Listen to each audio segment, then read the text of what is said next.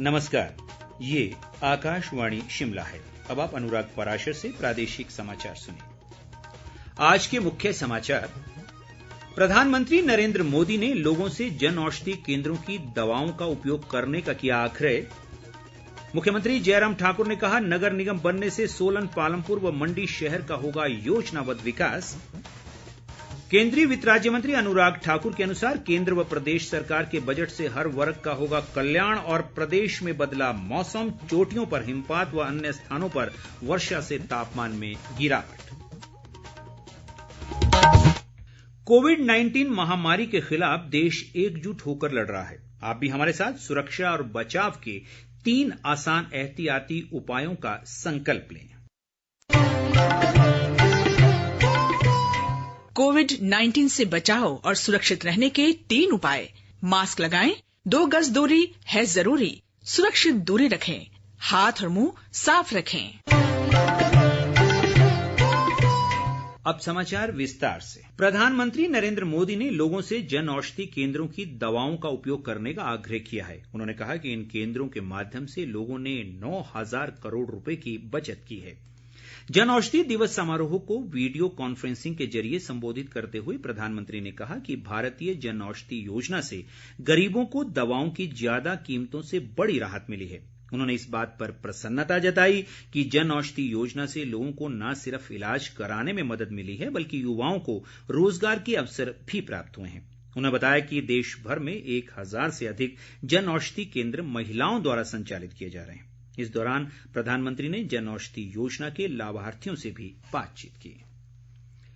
मुख्यमंत्री जयराम ठाकुर ने आज सोलन शहर में करीब 34 करोड़ रुपए की विकास परियोजनाओं के उद्घाटन व शिलान्यास किए। ठोडो मैदान में एक समारोह में उन्होंने कहा कि शहरों के योजनाबद्ध विकास के लिए हाल ही में सोलन, पालमपुर और मंडी को नगर निगम में स्तरोन्नत किया गया है। उन्होंने कहा कि राज्य सरकार के इस निर्णय से इन तीनों शहरों के लोगों की लंबे समय से चली आ रही मांग भी पूरी हुई है।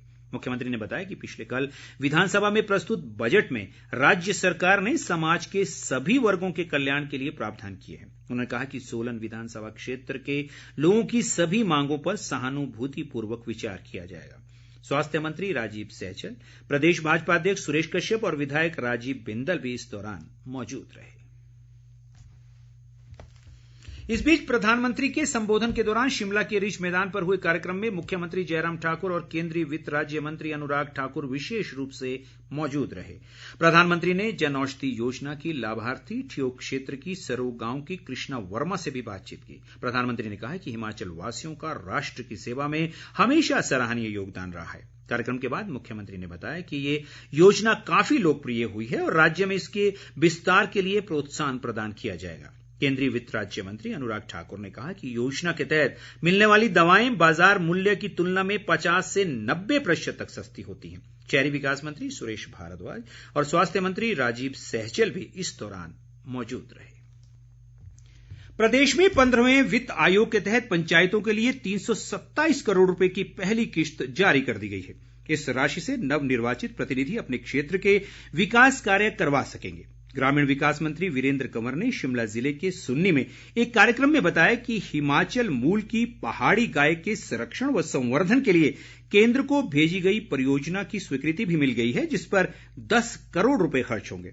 इस परियोजना से पहाड़ी गाय के संवर्धन, नस्ल और दूध वृद्धि में भी सहयोग मिलेगा। इस दौरान वीरेंद्र कंवर ने सुन्नी में करीब 2.5 करोड़ रुपए से बनने वाले गौ सदन का भी शिलान्यास किया। प्रदेश में अंतर्राष्ट्रीय महिला दिवस पर कल ट्रैफिक व कानून व्यवस्था का कामकाज महिला पुलिस ही देखेगी। इसका उद्देश्य महिला पुलिस को उनकी सेवाओं के प्रति सम्मान भी देना है। प्रदेश पुलिस महानिदेशक संजय कुंडू ने आज शिमला में पत्रकार वार्ता में बताया कि इसके अलावा शिमला के रिज मैदान पर महिला पुलिसकर्मी परेड, बाइक स्टंट और साहसिक करतब दिखाएंगी। इस बीच अंतर्राष्ट्रीय महिला दिवस पर कल प्रदेश भर में कई कार्यक्रम आयोजित किए जाएंगे। राज्य स्तरीय समारोह शिमला में होगा, जिसमें मुख्यमंत्री जयराम ठाकुर महिलाओं को संबोधित करेंगे। बिजली बोर्ड मुख्यालय कुमार हाउस शिमला में भी इस अवसर पर एक विशेष कार्यक्रम आयोजित किया जाएगा। विधानसभा अध्यक्ष विपिन परमार ने पंचायत प्रतिनिधियों से जरूरतमंदों के सहयोग की भावना से कार्य करने का आह्वान किया है। कांगड़ा जिले में सुलह क्षेत्र के नौरा में नवनिर्वाचित जनप्रतिनिधियों के लिए आयोजित सम्मान समारोह में उन्होंने कहा कि पंचायतें ग्रामीण विकास की महत्वपूर्ण कड़ी हैं और सरकार भी पंचायतों के विकास में भरपूर सहयोग दे रही है। दूसरी ओर घुमारवीं में नवनिर्वाचित पंचायत प्रतिनिधियों को खाद्य आपूर्ति मंत्री राजेंद्र गर्ग ने सम्मानित किया। उन्होंने प्रतिनिधियों से योजनाबद्ध तरीके से अपनी पंचायतों का विकास सुनिश्चित बनाने का आग्रह किया। केंद्रीय वित्त राज्य मंत्री अनुराग ठाकुर ने कहा है कि केंद्र व प्रदेश सरकार ने एक शानदार बजट पेश किया है जिसमें हर वर्ग का ख्याल रखा गया है। शिमला भाजपा मंडल के समर हिल में हुए प्रशिक्षण शिविर में उन्होंने कहा कि पिछले 70 वर्ष में भाजपा ही एक ऐसा राजनीतिक दल है जिसने वास्तव में गरीबों को गरीबी रेखा से बाहर निकालने का कार्य किया है। अनुराग ठाकुर ने कहा कि केंद्र सरकार हर घर नल योजना से देश के हर घर में पानी पहुंचाने का कार्य कर रही है, जिसके तहत प्रदेश में भी अच्छा कार्य हो रहा है। उन्होंने कहा कि केंद्र सरकार किसानों की आय दोगुना करने सहित व्यापारियों के लिए राहत देने के संकल्प को लेकर निरंतर कार्य कर रही है। शहरी विकास मंत्री सुरेश भारद्वाज भी प्रशिक्षण शिविर में मौजूद रहे। तकनीकी शिक्षा मंत्री रामलाल मारकंडा ने आज लाहौल स्पीति जिले के त्रिलोकनाथ में स्नो फेस्टिवल में शिरकत की। उन्होंने लोगों से जनजातीय सांस्कृतिक विरासत स्नो फेस्टिवल के माध्यम से पुनः जीवित करने की आवश्यकता पर बल दिया। परिवहन मंत्री विक्रम ठाकुर ने कहा है कि पालमपुर नगर निगम क्षेत्र में योजनाबद्ध विकास करवाना सरकार की प्राथमिकता है। पालमपुर क्षेत्र में विभिन्न स्थानों पर जनसभाओं में उन्होंने कहा कि नगर निगम बनने से न केवल पालमपुर शहर बल्कि साथ लगते गांवों को भी व्यापक लाभ होगा। उन्होंने कहा कि नगर निगम में आने वाले क्षेत्रों में 3 साल तक कोई टैक्स नहीं लगेगा। बिलासपुर जिले के लुहणु इंडोर स्टेडियम में राष्ट्रीय फ्लोर बॉल प्रतियोगिता का आयोजन किया जा रहा है। इसमें 16 राज्यों के 120 खिलाड़ी भाग ले रहे हैं। खेल मंत्री राकेश पठानिया ने आज प्रतियोगिता में बतौर मुख्य अतिथि शिरकत की और कहा कि बिलासपुर में 4 करोड़ रुपए से अंतर्राष्ट्रीय स्तर के खेल छात्रावास का निर्माण किया जाएगा। उन्होंने बताया कि प्रदेश में नई खेल नीति को जल्द अमली जामा पहनाया जा रहा है, जिसमें स्पेशल ओलंपिक से जुड़े खेलों को अधिमान दिया जाएगा। इस बीच खेल मंत्री ने सोलन जिले के काहला में स्थानीय युवक मंडल द्वारा आयोजित क्रिकेट प्रतियोगिता के समापन पर विजेता व उप विजेता टीमों को पुरस्कृत किया। उन्होंने दावटी में खेल मैदान के विस्तार के लिए 15 लाख रुपए और युवक मंडल दावटी काहला को अपनी ऐच्छिक निधि से 51,000 रुपए देने की भी घोषणा की।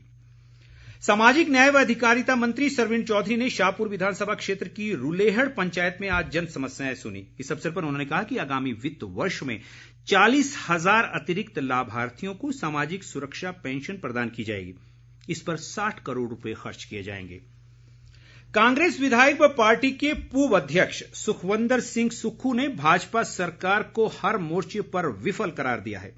मंडी जिले के बल्ह में आज पंचायत प्रतिनिधि सम्मान समारोह में उन्होंने कहा कि सरकार महंगाई पर काबू पाने में नाकाम रही है।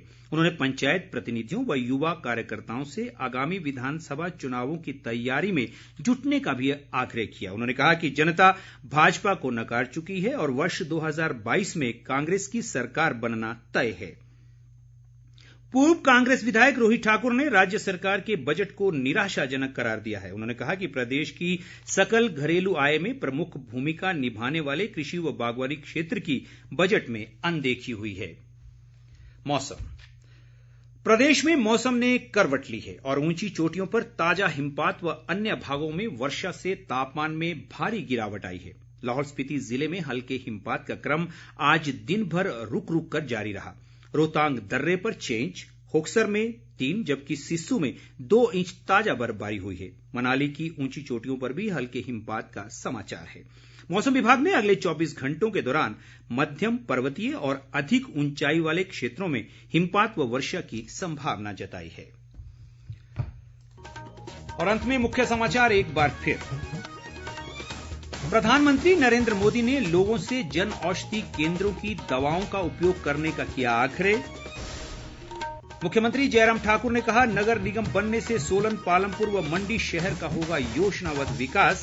केंद्रीय वित्त राज्य मंत्री अनुराग ठाकुर के अनुसार केंद्र व प्रदेश सरकार के बजट से हर वर्ग का होगा कल्याण। और प्रदेश में बदला मौसम, चोटियों पर हिमपात व अन्य स्थानों पर वर्षा से तापमान में गिरावट। इसके साथ ही ये समाचार बुलेटिन समाप्त हुआ। हमारा अगला समाचार बुलेटिन आप सुन सकते हैं कल सुबह 9:20 पर। नमस्कार।